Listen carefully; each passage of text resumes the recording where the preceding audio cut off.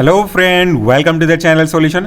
हमने हमारे last white board section में ये देखा कि एनिमल सेल कल्चर का क्या क्या बेसिक एप्लीकेशन हो सकता है हमारे pharmaceutical sciences as well as research के रेस्पेक्ट में।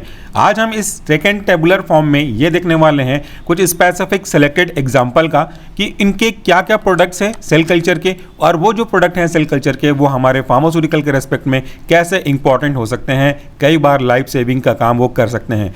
ये जो वीडियो है आज का वो आपके बी फार्मेसी थर्ड सेमेस्टर के सेमेस्टर एग्जाम के लिए तो बहुत ज़्यादा महत्वपूर्ण है ही है। साथ में अगर आप किसी कॉम्पिटिटिव एग्जाम की तैयारी कर रहे हैं तो वहाँ भी इसमें से क्वेश्चन पूछे जाने की काफ़ी संभावना है। चलिए हम लोग देख लेते हैं प्रोडक्ट और उनके रेस्पेक्टिव एप्लीकेशन का। पहला जो प्रोडक्ट है हमारे एनिमल टिश्यू कल्चर से वह है हमारा वैक्सीन।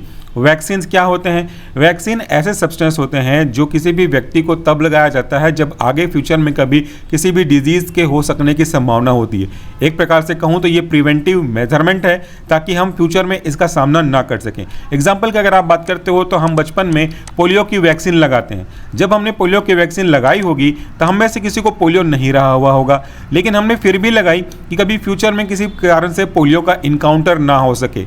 हम वैसे ही अलग अलग टाइप के वैक्सीन को बचपन में लगा लेते हैं कि फ्यूचर में अगर कोई किसी कारण से इनका इंटरेक्शन हमारे साथ होता है तो हमारी बॉडी इनको बचा करके रखेगी। तो ये जो वैक्सीन है वो आज के डेट में कई बार एनिमल सेल कल्चर का ही एक प्रोडक्ट है, यानी कि एनिमल सेल कल्चर को करके हम वैक्सीन का प्रोडक्शन करते हैं। इसके जो बेसिक एग्जाम्पल है आप वहाँ पे देख सकते हैं पोलियो वैक्सीन का। पोलियो वैक्सीन के बारे में जैसा मैंने कहा कि ये हमको आने वाले समय में पोलियो के चांसेस से कम करता है, बचा के रखता है, प्रिवेंटिव मेजरमेंट फॉलो करता है। मीजल्स के वैक्सीन भी इसी का एग्जाम्पल है। रेबीज़ के वैक्सीन भी इसी के एग्जाम्पल है। कुत्तों के काटने से रेबीज़ होता है, इससे बचने के लिए जो वैक्सीन बनाते हैं वो भी एनिमल सेल कल्चर का एग्जाम्पल है। मलेरिया के वैक्सीन जो डेवलपमेंट के स्टेज में है, HIV के वैक्सीन जिसके बारे में स्टडी चल रही है वो भी इसी वैक्सीन के अंतर्गत आते हैं। और ये सब हमारे एनिमल सेल कल्चर के प्रोडक्ट हैं जो कि फार्मास्यूटिकल है या तो मेडिकल इंपॉर्टेंस है। दूसरा हमारा जो महत्वपूर्ण प्रोडक्ट है एनिमल सेल कल्चर का वह है प्लाज्मिनोजन एक्टिवेटर्स। ऐसे एजेंट जो कि हमारे प्लाज्मिनोजन को एक्टिवेट कर देते हैं, और इस प्लाज्मिनोजन एक्टिवेटर का कई जगह अलग अलग तरीके से हम उसका यूज़ कर सकते हैं। जैसे उनका अगर आप एप्लीकेशन देखेंगे तो पहला है टिश्यू टाइप प्लाज्मिनोजन एक्टिवेटर। अलग अलग टाइप के प्लाज्मिनोजन एक्टिवेटर हैं जिनमें से पहला है हमारा tissue type of plasminogen activator. इनका यूज़ हम कर सकते हैं एक्यूट मायोकार्डियल इन्फेक्शन में, जहाँ पे हार्ट पे प्रॉपर ऑक्सीजन ब्लड सप्लाई ना हो रही हो, इसके कारण से पेन हो रहा होगा हार्ट में, तो उसको मैनेज करने के लिए हम इसका यूज़ कर सकते हैं। पल्मोनरी एम्बोलिज्म के केस में हम इसका यूज़ कर सकते हैं। जब आपके पल्मोनरी पार्ट में एक तरह से ब्लड का क्लॉटिंग हो गया हो, एम्बोलिज्म फॉर्मेशन हो गया हो, तो हम इसको डिसॉल्व करने के लिए यूज़ कर सकते हैं। डीप वेन थ्रोम्बोसिस, अगर आपके inner part of the when में थ्रोम्बोसिस हो गया हो, क्लॉट हो गया हो, तो हम जाकर के इसको यूज़ कर सकते हैं। इसके साथ साथ हम एक्यूट स्ट्रोक के केस में भी इसका एप्लीकेशन कर सकते हैं जो कि हमारे लिए लाइफ सेविंग का काम करेगा। पहला हमने देखा tissue type of plasminogen activator. दूसरा है हमारा urokinase type plasminogen activator. Urokinase जो कि एक स्पेसिफिक तरह के एंजाइम को रिप्रेजेंट कर रहा है, और इसके साथ साथ आप देखोगे recombinant type of plasminogen activator. इनका भी यूज़ हम अलग अलग तरीके के फार्मास्यूटिकल डिजायरमेंट को पूरा करने के लिए कर सकते हैं। यहाँ पे एक वर्ड आप देख रहे हो वह है recombinant type plasminogen activator. Recombinant कहने का क्या मतलब है? ये दो शब्दों से मिलकर बना हुआ है। पहला वर्ड है री और दूसरा है कॉम्बिनेट, यानी कि it is a combination. Generally अगर आप बात करते हो तो हम कॉम्बिनेशन बोलते हैं। दो अलग अलग चीज़ों को साथ में ला देना वो कहलाता है कॉम्बिनेशन, जो कि बाय डिफ़ॉल्ट फॉर्म में होगा। लेकिन आप उसे अपनी इच्छा अनुसार वापस से अलग अलग सीक्वेंस में कंबाइन करोगे, दैट मीन्स उनके सीक्वेंस को चेंज करके अपनी अच्छा अनुसार उनका कॉम्बिनेशन करोगे तो वो रिकॉम्बिनेशन कहलाता है। एग्जाम्पल के लिए लेता हूँ ताकि आपको समझ में आ जाए। जब हम कोई भी किसी प्रोडक्ट को खरीदने जाते हैं कपड़े की दुकान में किसी को गिफ्ट करने के लिए, तो शादी वगैरह के लिए एक पैंट और शर्ट का सेट आता है। तो ऐसे कई अलग अलग आपके पास सेट होते हैं। तो आपको इसका शर्ट पसंद आया, इसका पैंट पसंद आया, लेकिन दोनों आपस में पहले अपने अपने कॉम्बिनेशन में थे, लेकिन आपने अपनी इच्छा से इनका कॉम्बिनेशन को चेंज कर दिया। इसका शर्ट वाला हिस्सा रखा, इसका पैंट वाला हिस्सा रखा, तो अब ये आपकी इच्छा अनुसार दोनों का कॉम्बिनेशन हो गया। Now this is called recombination. यही है जब हम किसी स्पेसिफिक जीन को ऑफ इंटरेस्ट को किसी दूसरे जगह के अनवांटेड जीन के साथ रिप्लेस करके नया कॉम्बिनेशन बनाते हैं, दैट्स कॉल्ड रिकॉम्बिनेंट। और इसी को बोलते हैं रिकॉम्बिनेंट DNA टेक्नोलॉजी। और और उसकी मदद से प्लाज्मिनोजन एक्टिवेटर्स को बनाए जाते हैं, जो कि काफ़ी सारे हेल्पफुल होते हैं हमारे हार्ट के रेस्पेक्ट में, हार्ट की डिजीज़ को मिनिमाइज करने के लिए। अगला है हमारा इंटरफेरॉन। जब आप वायरस के बारे में पढ़ेंगे आने वाले कुछ सेमेस्टर में, फार्माकोलॉजी 3 में, जो कि आपके बी फार्मेसी 6 सेमेस्टर का हिस्सा है, तब आप इंटरफेरॉन के बारे में जान जाएंगे। इंटरफेरॉन अल्फा, इंटरफेरॉन बीटा और इंटरफेरॉन गामा ये अलग अलग तरीके से काम करते हैं। स्पेसिफिकली ये वायरस के अटैक से नियर बाय पड़ोसी सेल को वार्न करते हैं और उससे उसको प्रोटेक्ट कर लेते हैं। एग्जाम्पल के रूप में मैं रफली आपको समझाता हूं कि मान लेते हैं ये मेरा एक पहला सेल है। इस पहले सेल पे वायरस का अटैक हो चुका है और वायरस के अटैक होने के कारण से अलग अलग स्टेप होते हैं यहाँ पे। पहला आपका अटैचमेंट होगा, फिर पेनेट्रेशन होगा, फिर अनकोटिंग होगी, फिर रिवाइंडिंग होगी, फिर इनका रेप्लिकेशन, ट्रांसक्रिप्शन, ट्रांसलेशन होगा, फिर असेंबलिंग होगी, बडिंग होगी, फिर रिलीज होगा।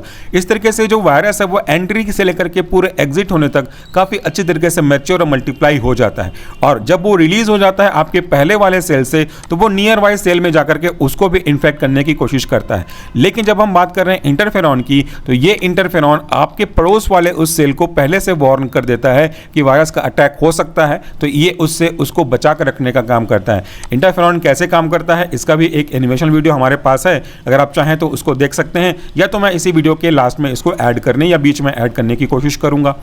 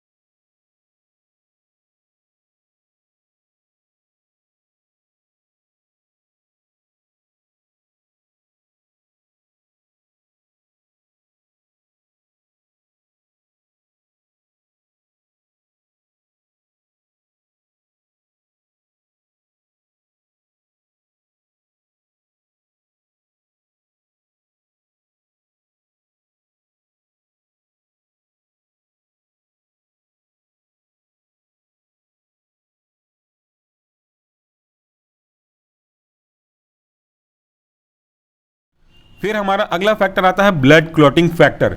ब्लड क्लॉटिंग फैक्टर एक ऐसा फैक्टर है जो कि ब्लड के क्लॉट होने में काफ़ी ज़्यादा महत्वपूर्ण भूमिका निभाता है। ब्लड क्लॉटिंग फैक्टर्स के कैस्केड भी हमने कई बार बचपन में और B pharmacy first second semester में पढ़ा हुआ है। अलग अलग क्लॉटिंग फैक्टर्स अलग अलग रिस्पॉन्सिबिलिटीज़ को पूरा करते हैं। इनमें से किसी भी एक क्लॉटिंग फैक्टर के अच्छे से काम न करने की वजह से हमारे ब्लड का प्रॉपर क्लॉटिंग नहीं हो पाता और इससे एक्सेसिव ब्लीडिंग या फिर ब्लीडिंग के बाद डेथ भी हो सकती है। तो ऐसे क्लॉटिंग फैक्टर को रीस्टोर करने के लिए भी हम एनिमल टिश्यू कल्चर या एनिमल सेल कल्चर की मदद लेते हैं।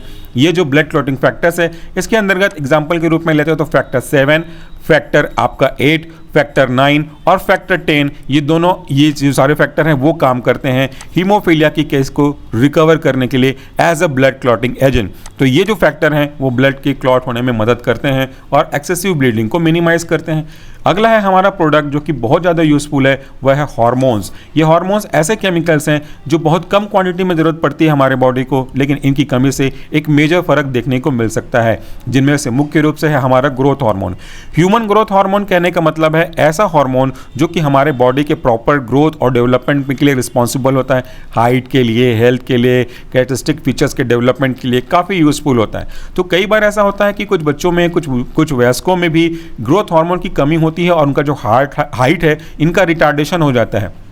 सो इनकी हाइट काफ़ी छोटी हो जाएगी, जैसे हम जनरल लैंग्वेज में बौना या नाटा कहते हैं। तो ऐसे केस में जो कारण है छोटे होने का हाइट का, वो ग्रोथ हार्मोन की कमी है। सो ऐसे केस जहाँ पे ग्रोथ हार्मोन का रिटार्डेशन हो गया होगा, खास करके बच्चों में, क्योंकि बड़ों में बाद में ये अच्छे से काम नहीं करता, तो उसकी सप्लीमेंट्री करने के लिए हम एनिमल सेल कल्चर की मदद लेते हैं और ये ग्रोथ के रिटार्डेशन को ठीक करने में काफ़ी मदद करता है। सोमैटोट्रोपिन भी एक बहुत ही महत्वपूर्ण हार्मोन है जो कई बार हमारे बॉडी के बेसिक फिजियोलॉजी को मेंटेन करने में मदद करता है। क्रोनिक रीनल इनसफिशिएंसी के केस में हमारी मदद करता है ताकि फिल्ट्रेशन ऑफ द यूरिन ये अच्छे से हो सके। इसके अलावा देखिएगा तो फॉलिकल स्टिमुलेटिंग हार्मोन यानी कि FSH, जो कि फीमेल के एक महत्वपूर्ण कैरेक्टरिस्टिक फीचर को पूरा करने के लिए फीमेल सेक्स हार्मोन का काम करता है, आगे जाकर के फॉलिकल के स्टिमुलेशन के लिए बहुत ही रिस्पॉन्सिबल होता है। तो इनकी कमी से अगर किसी महिला के आप बात करोगे तो उनमें इनफर्टिलिटी की प्रॉब्लम हो सकती है। तो ऐसे जो हार्मोन्स हैं इसकी कमी को पूरा करके इसी इनफर्टिलिटी की प्रॉब्लम को ट्रीट करने में, ठीक करने में यूजफुल होते हैं। वैसे ही मेल के केस में भी है ह्यूमन कोरिजोनिक गोनेडोट्रोपिन हार्मोन, वो भी अलग अलग तरीके से इनफर्टिलिटी की प्रॉब्लम को ट्रीट करने में करते हैं ताकि हार्मोन की कमी ना हो और हार्मोन का जो डिमांड है वो डिमांड के अकॉर्डिंगली सप्लाई हो सके। इसके लिए हम एनिमल सेल कल्चर की मदद लेते हैं। नेक्स्ट है हमारा मोनोक्लोनल एंटीबॉडी। हमारे PCI के पहले जो सिलेबस था इसमें आपका मोनोक्लोनल एंटीबॉडी की एक महत्वपूर्ण टॉपिक हुआ करती थी जो एग्जाम में पूछा करते थे। मोनोक्लोनल एंटीबॉडी, जैसा कि नाम समझ में आ रहा है, इसको हम लोग क्लोन करते हैं एक स्पेसिफिक टाइप के एंटीबॉडीज़ को डेवलप करने के लिए। तो ये जो एंटीबॉडीज़ है वो हम उसको भी दे सकते हैं जिनकी बॉडी एंटीबॉडी सही तरीके से नहीं बना रही होगी, तो वहाँ पर हम रिप्लेसमेंट प्रिंसिपल ऑफ फार्माकोलॉजी को फॉलो करके इसका यूज़ कर सकते हैं। Monoclonal antibodies as its name indicate, ये एंटीबॉडीज़ हैं जो हमारी बॉडी में बॉडीगार्ड का काम करते हैं। ये एक इस तरीके से समझा जा सकता है कि ये हमारी बॉडी है और ये हमारी बॉडी का एक बॉडीगार्ड है, आपके अंदर छुपा हुआ है एंटीबॉडीज के फॉर्म में। जब कभी भी कोई एंटीजन आता है, इस एंटीजन से हमें बचाने के लिए हमारी बॉडी अपने एंटीबॉडी को स्टार्ट कर देती है। तो यहाँ पे एंटीजन आया और यह हमारा एंटीबॉडी, इस एंटीजन एंटीबॉडी में इंटरेक्शन होता है और हमारा एंटीबॉडी अगर स्ट्रॉन्ग इनफ है तो इस एंटीजन को मार भगाता है और हम हेल्दी इनफ रहते हैं। किसी कारण से हमारा स्पेसिफिक एंटीबॉडी नहीं बन पा रहा हो स्पेसिफिक एंटीजन के रेस्पेक्ट में, या इसकी जो स्ट्रेंथ पोटेंसी है वो कम हो रही होगी, तो हमको एक्सटर्नल सोर्स से मोनोक्लोनल एंटीबॉडीज़ की जरूरत पड़ती है। और यहाँ पे इसका जो एप्लीकेशन आप देखेंगे एंटी लिपोपॉलीसैकेराइड के रूप में यूज़ करते हैं, जिसका यूज़ हम आगे जाकर के सेप्सिस के ट्रीटमेंट में कर सकते हैं। ह्यूमन बीटा सेल का, बी सेल का यूज़ हम कर सकते हैं ट्रीटमेंट ऑफ बी सेल के डिफिशियंसी के केस में। एंटीफैब्रिन 99 बनाने का काम करता है जो कि स्पेसिफिक कोड नेम है, और इसका जो यूज़ है एंटीफैब्रिन 99, इसका यूज़ है diagnosis of blood clot by imaging. आपके ब्लड वेसल्स में कहीं पे ब्लड क्लॉट हो तो नहीं गया है, और इस ब्लड के क्लॉट होने की वजह से एक्सेसिव प्रेशर तो आपके हार्ट पे नहीं पड़ रहा है। इसका डायग्नोस करने के लिए हम एंटीफैब्रिन 99 का सब्सटेंस का यूज़ करते हैं, जो कि एक एग्जांपल है मोनोक्लोनल एंटीबॉडीज़ का। इसके साथ साथ और भी कई चीज़ें अंडर प्रोसेस है, अंडर रिसर्च है। उनमें से एक है आपका TCM-FAB, जिसका पता हम ब्रेस्ट कैंसर को पता करने के लिए, डायग्नोसिस ऑफ ब्रेस्ट कैंसर का अर्ली स्टेज में पता करने के लिए करते हैं। तो ये चीज़ें कई यूज़फुल हैं। कई तो आपके प्रिवेंशन के लिए है, जैसा हमारा वैक्सीन प्रिवेंशन का काम करता है। कई चीज़ें हमके प्रॉब्लम को ठीक करने के लिए हैं, जैसे आपका प्लाज्मिनोजन एक्टिवेटर है। कई चीज़ें आपको वार्न करने के लिए है, जैसे इंटरफेरॉन है। लाइफ सेविंग करने के लिए है, ब्लड क्लॉटिंग फैक्टर के लिए। और वैसे ही कुछ ऐसी चीज़ें हैं जो हमको एज ए थेरेप्यूटिकल वैल्यू प्रोवाइड करती हैं डायग्नोसिस के साथ साथ ट्रीटमेंट में, वो हमारा मोनोक्लोनल एंटीबॉडीज़ है। इसके साथ साथ अदर जो एप्लीकेशन है वो भी हम देख लेते हैं फॉर्मेट के फॉर्म में, प्रोडक्ट के फॉर्म में। ये हमारा एरिथ्रोपोएटिन, आपने फर्स्ट सेकेंड सेमेस्टर में एरिथ्रोपोएसिस तो पढ़ा होगा। Erythropoiesis is a process of formation of red blood cell. So erythropoiesis को होने के लिए या उसको करने में मदद करने के लिए जो एक स्पेसिफिक एंजाइम की जरूरत पड़ती है उसे हम इरिथ्रोपोएटिन कहते हैं। और ये इरिथ्रोपोएटिन की कमी से हमको एनीमिया भी हो सकता है। एनीमिया दैट मीन्स ब्लड की कमी, क्योंकि इरिथ्रोपोएसिस नहीं होगा तो डेफिनेटली ब्लड की कमी होगी। तो ऐसे केस से ओवरकम करने के लिए हमारा ये जो एनिमल सेल कल्चर है वो इरिथ्रोपोएटिन यानी कि एक स्पेसिफिक एंजाइम जो कि इरिथ्रोपोएसिस के लिए रिस्पॉन्सिबल है, इसको बनाने में मदद करता है। और इस इरिथ्रोपोएटिन का रोल एंटी एनीमिया के रूप में यूज़ करते हैं, एंटी एनीमिया एजेंट के रूप में एनीमिया को ठीक करने के लिए। इंटरल्यूकिन 2 भी बनने में मदद करता है जो कि एक बहुत ही अच्छा anti cancer and anti HIV agent है। और बेसिकली ये TNF अल्फा भी इसके बनने के प्रोसेस के लिए रिस्पॉन्सिबल है, जो कि हमारा एंटी कैंसर ड्रग के रूप में यूज़ किया जाता है, जिसको आप आने वाले 6 सेमेस्टर में स्टडी करोगे अच्छे से। सो आज के इस टॉपिक में मैंने कंपेयर किया है आपके प्रोडक्ट को विद देयर रिस्पेक्टिव एप्लीकेशन, और ये एप्लीकेशन फार्मास्यूटिकल या मेडिकल इंपॉर्टेंस के रूप में काफ़ी यूजफुल है। उम्मीद करता हूँ कि समरी आपको समझ में आ गई होगी। इनमें से कई चीज़ों की डिटेल वीडियो ऑलरेडी इसी चैनल पर अवेलेबल है, जैसे इंटरफेरॉन अल्फा कैसे काम करता है, जैसे हमारा TNF अल्फा कैसे काम करता है, एंटी कैंसर एजेंट कैसे काम करते हैं, जो हमारे क्लॉटिंग फैक्टर्स हैं वो क्या क्या है, हार्मोन की क्या भूमिका होती है, लगभग इन सभी के ऊपर हमने ऑलरेडी डिटेल्ड वीडियो अपलोड किया है अंडर द फार्माकोलॉजी सेक्शन। तो अगर आप इनका अभी से एडवांस में स्टडी करना चाहते हैं या अपने क्यूरियोसिटी को डिसॉल्व करना चाहते हैं, शांत करना चाहते हैं, तो आकर के वीडियो में सर्च कर सकते हैं। जब भी सर्च करें उसके लास्ट में सॉल्यूशन फार्मेसी लिख दें तो आपको आसानी से मिल जाएगी। और आप हमारा एप्लीकेशन जिसका नाम है सॉल्यूशन फार्मेसी, ये भी प्ले स्टोर से डाउनलोड कर सकते हैं